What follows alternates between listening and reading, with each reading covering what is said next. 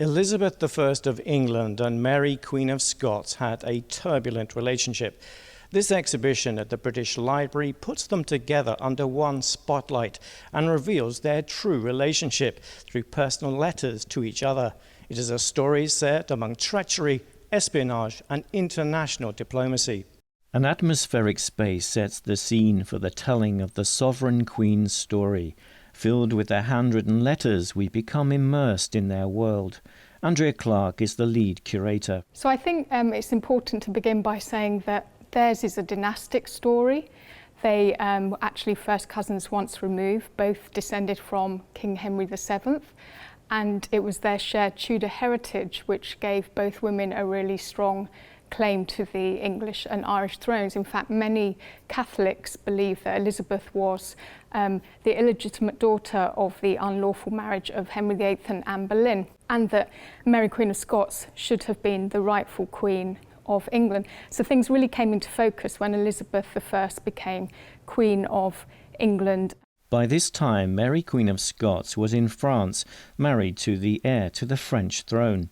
In a provocative act, the King of France encouraged Mary and her husband to incorporate the royal arms of England and Ireland into their own royal arms. This sowed seeds of distrust in the mind of Elizabeth.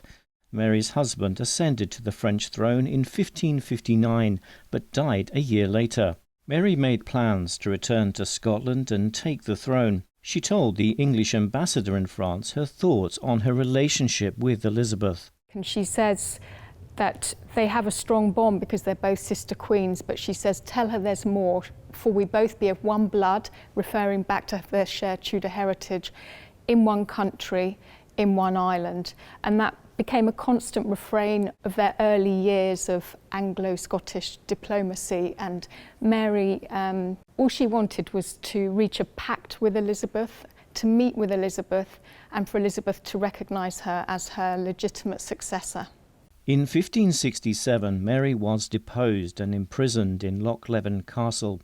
The following year, she escaped and fled to England, and this is when she wrote her first letter to Elizabeth. And she's really, at this point, she's throwing herself on the mercy of her cousin. She fully expects Elizabeth to come to her aid, to help her get her Scottish throne back, and she signs herself, your faithful and affectionate good sister, cousin, and escaped prisoner.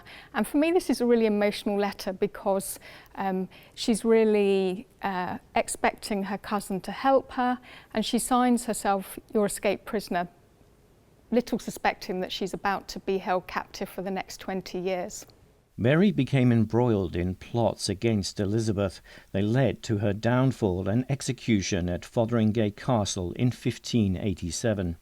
The exhibition aims to let the women tell their own story, stripping away interpretation that's been imposed on them over the centuries. This exhibition ends with models of the two Queen's tomb effigies from Westminster Abbey, finally side by side. Neil Woodrow, NTD News, London.